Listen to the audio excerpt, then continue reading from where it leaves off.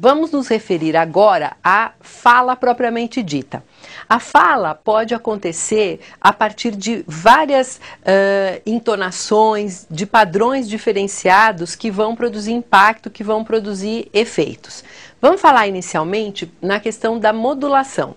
Eu modulo a minha voz, o tom da minha voz, né, para produzir a minha fala, e a cada final de frase eu tenho 3 possibilidades. Eu posso finalizar num padrão que a gente chama de ascendente. Então eu falo, por exemplo, o frio pegou os paulistanos de surpresa. Quando eu faço isso com essa entonação ascendente, eu estou falando de algo alegre, festivo ou surpreendente, como é o caso do exemplo que eu dei.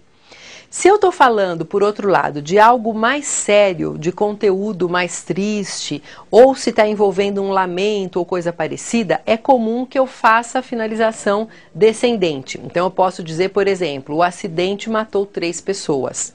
E aí é natural que eu faça esse padrão descendente.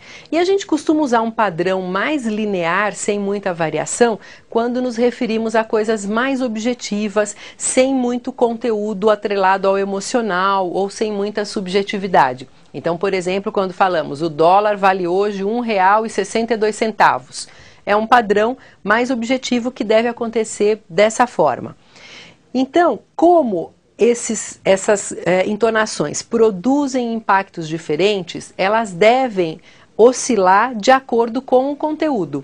Portanto, eu vou ter variações na minha fala, na minha maneira de falar, que vai fazer com que o meu interlocutor se mantenha interessado naquilo que eu estou dizendo. Algumas pessoas tendem a viciar num determinado padrão.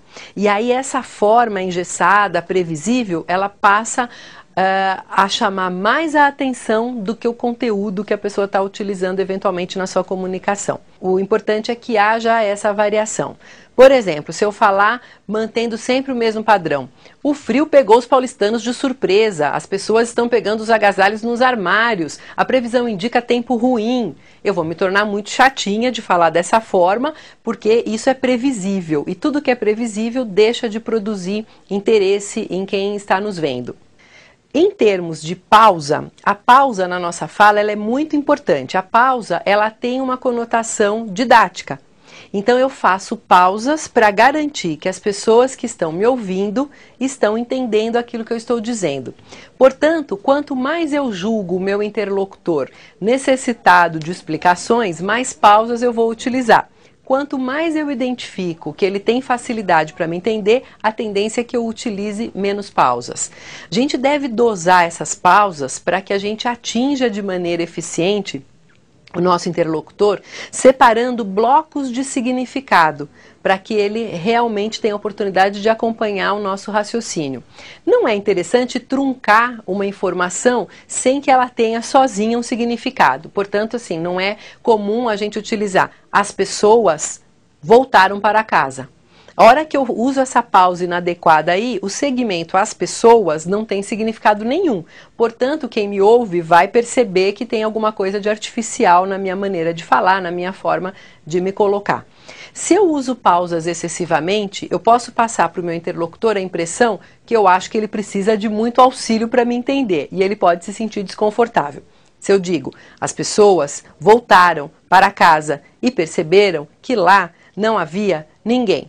É muito chato ouvir uma pessoa falando desse jeito, pausando tanto. Por outro lado, se eu falo sem pausa nenhuma, eu passo a impressão que eu não estou nem aí com a compreensão do outro.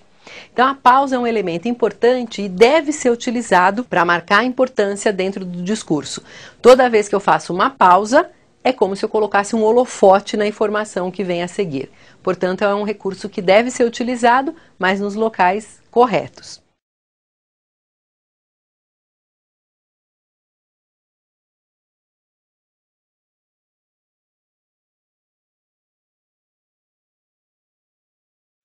Outro recurso importante é o recurso da ênfase.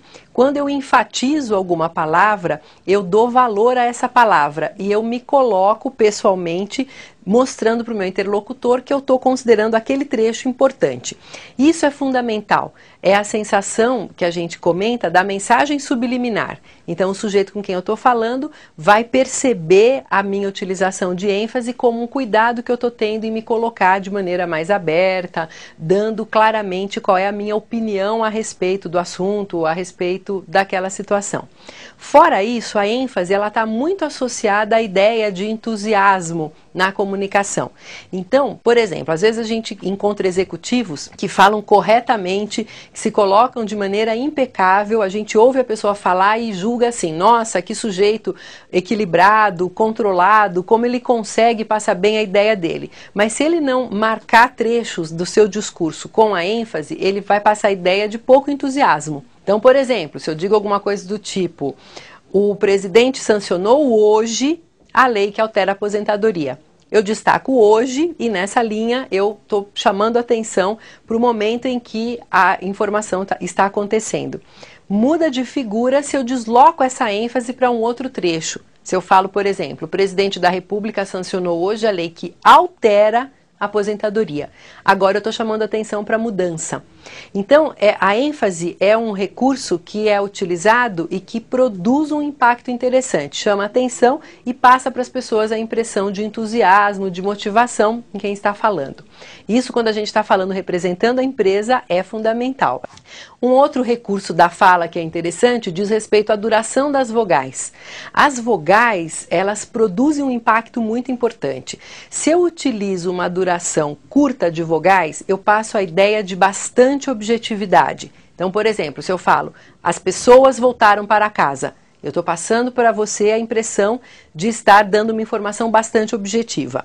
Ao contrário, se eu opto por aumentar a duração da vogal, eu passo a ideia de mais subjetividade. Por exemplo, as pessoas voltaram para casa.